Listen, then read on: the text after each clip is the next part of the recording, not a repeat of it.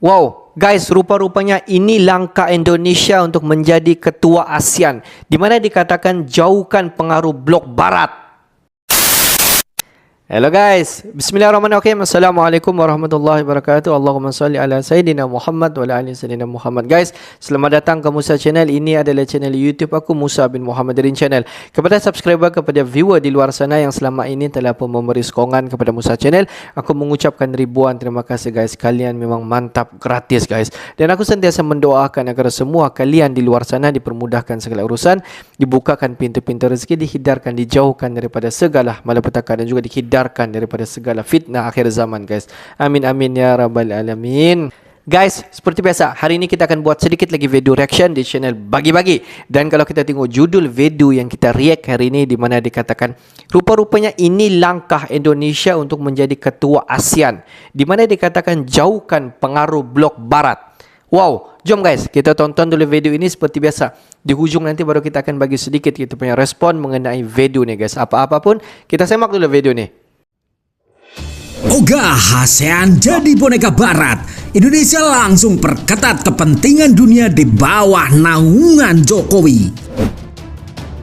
Bapak Presiden mengajak Amerika Serikat untuk menjadi bagian dari jangkar perdamaian dan stabilitas di Indo-Pasifik. Bapak Presiden juga kembali menekankan pentingnya perdamaian, stabilitas, dan kerjasama inklusif. Bapak Presiden menekankan dua hal. Yang pertama adalah bahwa ASEAN tidak boleh menjadi proksi siapapun. ASEAN tidak boleh menjadi proksi siapapun. Di sini Bapak Presiden menekankan pentingnya sentralitas dan kesatuan ASEAN yang perlu terus dijaga, karena ini adalah modal utama ASEAN. Bapak Presiden juga menekankan bahwa 5 Point of Consensus akan tetap menjadi mekanisme utama ASEAN di dalam isu atau perkembangan di Myanmar.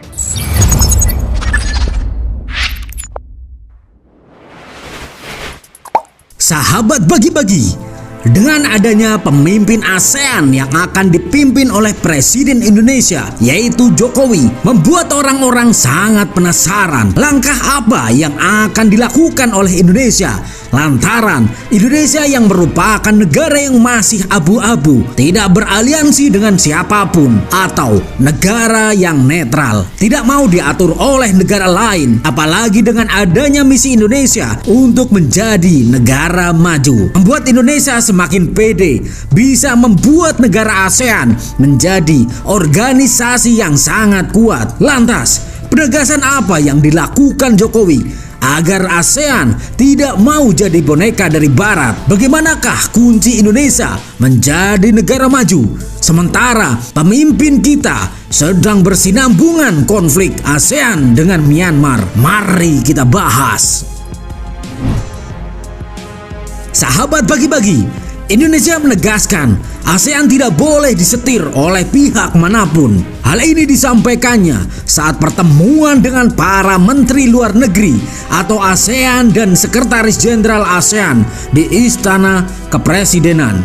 Dalam pertemuan itu, Indonesia menekankan dua hal. Yang pertama adalah ASEAN tidak boleh menjadi proksi siapapun. Kata proksi ini bisa berarti sangat mendalam, dalam artian yang bisa dicerna oleh kita adalah ASEAN tidak boleh bertindak sebagai wakil atau perwakilan dari pihak manapun yang memiliki kepentingan terkait. Ini menekankan bahwa ASEAN harus menjaga independensinya dan tidak terlibat dalam urusan atau kepentingan pihak lain. Indonesia yang menjadi respect-nya negara lain ke Indonesia karena kebijakannya terus saja memberikan pesan positif bahwa kepentingannya, sentralitas, dan kesatuan ASEAN yang perlu terus dijaga karena merupakan modal utama bagi ASEAN untuk melakukan kepentingan positif di kawasan terutama di Indo-Pasifik. Selain menekankan dua hal tersebut, Menlu Indonesia menjelaskan dalam pertemuan itu ada beberapa hal yang dibicarakan, mulai dari serangkaian pertemuan pada ACC meeting dan retreat Menteri Luar Negeri ASEAN hingga masalah Myanmar. Selain itu, Presiden juga menekankan pentingnya penghormatan terhadap prinsip-prinsip demokrasi, hukum internasional, hak asasi manusia yang sesuai dengan piagam ASEAN. Tidak hanya itu, ASEAN yang merupakan organisasi penentang kericuhan, pentingnya penghormatan terhadap prinsip-prinsip demokrasi, hukum internasional, hak asasi manusia yang sesuai dengan piagam ASEAN. Sahabat bagi-bagi, ada beberapa poin kenapa Indonesia ditunjuk menjadi ketua ASEAN. Potensi Indonesia adalah global ini memanglah sangat penting, terutama dalam menjalankan kepentingan di dunia. Mulai dari misi perdamaian Indonesia untuk mendamaikan Rusia dan Ukraina, menentang negara-negara adidaya untuk melawan Uni Eropa. Hal itu langsung dilirik oleh beberapa negara. Malahan, Sekjen PBB saat ini ingin merekrut Jokowi untuk beberapa kepentingannya. Dilirik oleh negara lain memang suatu kebanggaan bagi suatu negara. Tetapi bagaimana dengan di dalam negeri kita? Apakah ramalan Indonesia menjadi negara maju akan bisa terlaksana? Sahabat bagi-bagi, hal ini terkait hilirisasi. Dalam beberapa berita baru kali ini, langkah selanjutnya dari Indonesia adalah otoritas jasa keuangan yang harus melakukan langkah konkret dalam memberi dukungan kepada sektor pertambangan yang akan mengembangkan hilirisasi. Memang sejauh ini pengembangan smelter masih sulit dalam mencari pendanaan di dalam negeri. Pada tahun 2018, Indonesia masih berada di berpenghasilan menengah ke bawah. Kemudian sampai akhir tahun 2018, sejatinya Indonesia sudah naik ke level berpenghasilan menengah ke atas. Namun saat pandemi, ekonomi Indonesia turun, kagu jadi berpenghasilan menengah ke bawah. Maka dari itu, untuk terus menggenjot Indonesia menjadi negara maju, maka pengembangan hilirisasi pertambangan harus konsisten didorong, karena ini bisa meningkatkan PDB Indonesia. Sahabat bagi-bagi, jika Indonesia terus seperti ini, apalagi dengan adanya dukungan ASEAN, apakah Indonesia akan menjadi negara maju seutuhnya? Silahkan kalian komen di kolom komentar. Merdekalah Indonesia seutuhnya. Merdeka! Ura! Hurra!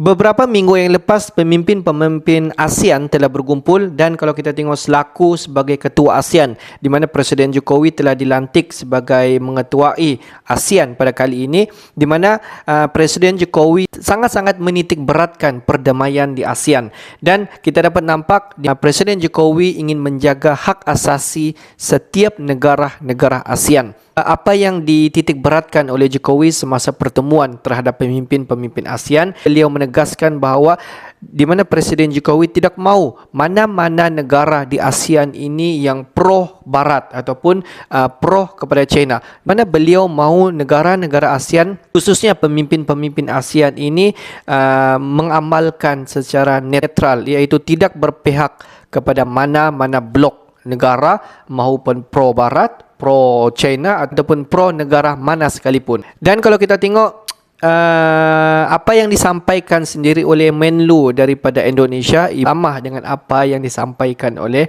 Presiden Jokowi, iaitu di mana mereka tidak mahu negara-negara ASEAN ini berpihak kepada blok manapun. Mereka mahu negara-negara ASEAN ini hidup ataupun mengamalkan secara netral, tidak berpihak kepada mana-mana negara. Dan kalau kita tengok apa yang disampaikan oleh Jokowi, di mana sejak beliau menjadi pemimpin ataupun ketua ASEAN, beliau tidak mahu negara-negara ASEAN ini menjadi boneka ataupun menjadi mainan daripada negara-negara besar seperti China, seperti Amerika Syarikat dan juga negara-negara yang hebat di luar sana. Mereka tahu negara ASEAN ini merupakan boleh dikatakan negara yang kecil bagi mereka, dan banyak reputasi ASEAN ini yang bagi pandangan mereka yang sangat-sangat rendah. Di mana Presiden Jokowi tidak mahu negara ASEAN ini yang dilevelkan rendah dan dijadikan boneka. Mana Presiden Jokowi mahu negara ASEAN ini lebih hebat, lebih berkualiti daripada negara-negara di luar daripada ASEAN. Pendapat kalian bagaimana? Adakah boleh negara ASEAN ini terus menjadi kuat berbanding dengan negara-negara kuat di luar sana, khususnya kepada Uni Eropa? Adakah mampu untuk bersaing dengan Uni Eropa? Okeylah guys, untuk hari ini sampai di sini saja sedikit information daripada Musa Channel, dan kepada subscriber, kepada viewer di luar sana, belum lagi klik button subscribe, please guys to klik button subscribe, like dan komen di bahagian komentar di bawah. Akhir kata daripada Musa Channel, thanks for watching my video. Assalamualaikum warahmatullahi wabarakatuh guys. See you the next video guys.